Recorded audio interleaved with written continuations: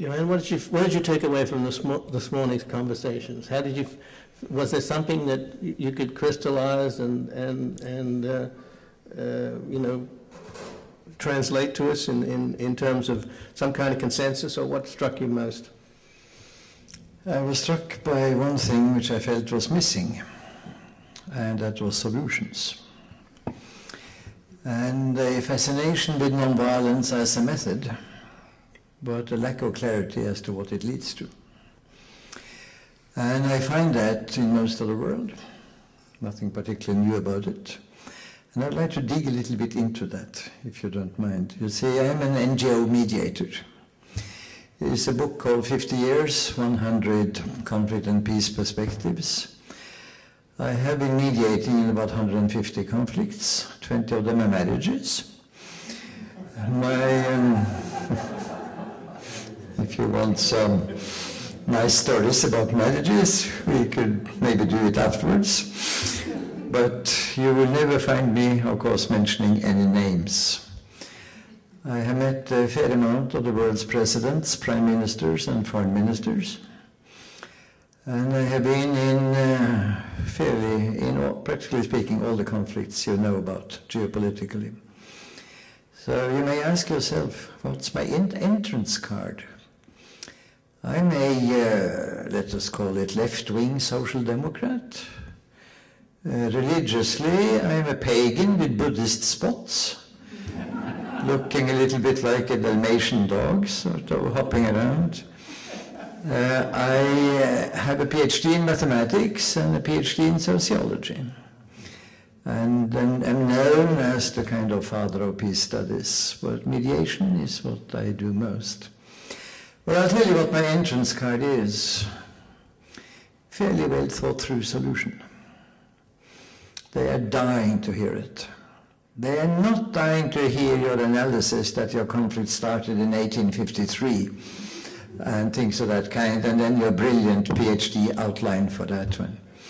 They're not dying to hear that. But when I present solutions, then they say, what makes you think that that'll work? Then you have to have your facts right, you see. And let me just say one thing, all of that you have to know by heart. This is not the time to Google it when you have a president in front of you. I have a fascinating life, and I'll tell you what a solution looks like. It has two characteristics, acceptability and sustainability. Acceptability by all parties. Now, how do you know that something could be acceptable by all parties? Well, you have to talk with them. I think US in the world history is probably one of the least competent conflict resolvers the world has seen. And that comes from one particular thing. The dualist perception of the world in two parts, and the Manichaean perception, one is evil and one is good. It so happens that US is on the good side. And the evil side hops from one place of the world to the other. And we know it used to be called communism, it's now called terrorism, it's called extremist Islamism or whatever. And there will be somebody after that, be sure. And they have all read their Bible, and Satan comes in many dressings and shapes. So the first thing you do is to talk with all parties. I've done that. I've talked with Taliban, with people close to Al-Qaeda. I have talked with Pentagon, I have talked with State Department. I go all kinds of places. What do I do? I ask them about the same question. What does the Afghanistan look like where you would like to live? Or you would like to see if you are a Pentagon two-star general and you have actually no plan to live there, but you have some ideas about what it would look like. I listen. I listen maybe more to what they don't say than to what they say. You see, and I look more at the invisible than the visible. Now, this is a little bit tricky and takes a little bit of training. The first 20 years are difficult, but after that it's easier. So, let me now say, this process goes through 3 stages. The first is a dialogue about what they want. The second is more inside myself. I test what they want for legitimacy. So if somebody wants to grab some place and call it a base for a future war with China, I will not put that down as legitimate.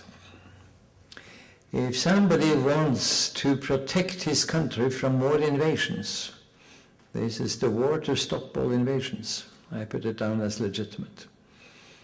I use human rights a lot, but I modify them by basic needs because the human rights are too Western. They're good, but too one-sided Western. They are only individualist with one exception.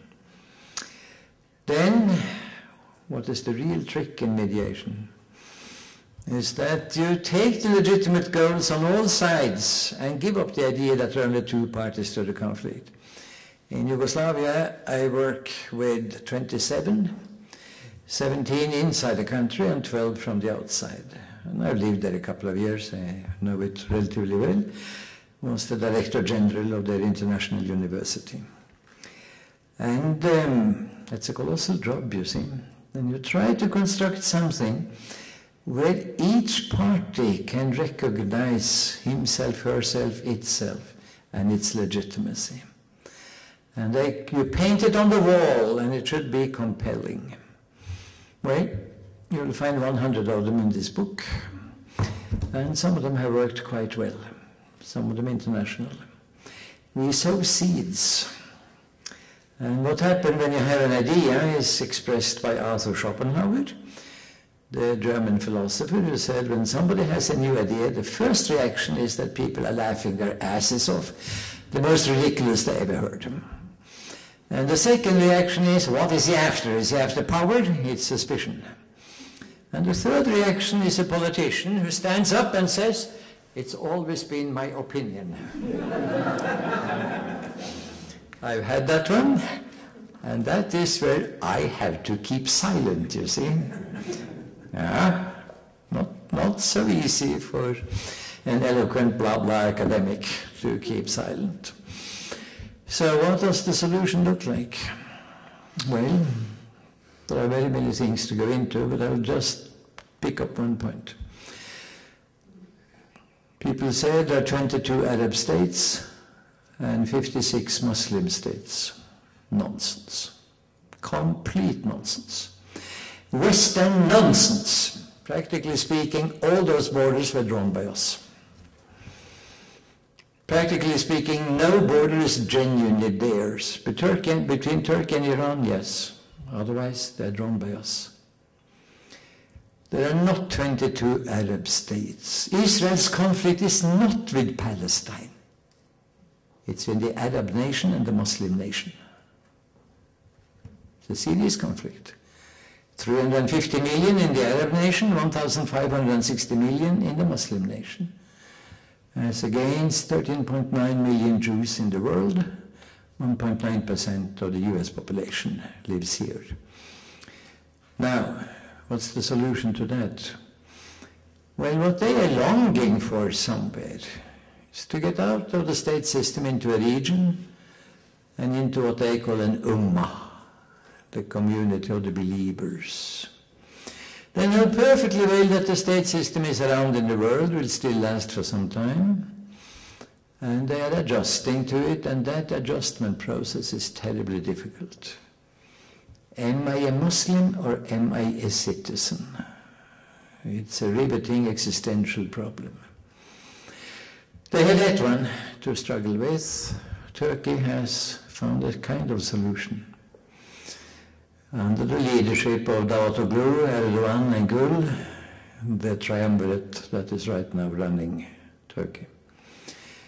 Now, to take Turkey out of Kemalism with a secularized army and a Muslim population, and to lead it towards some kind of combination of Western parliamentary democracy and Islam,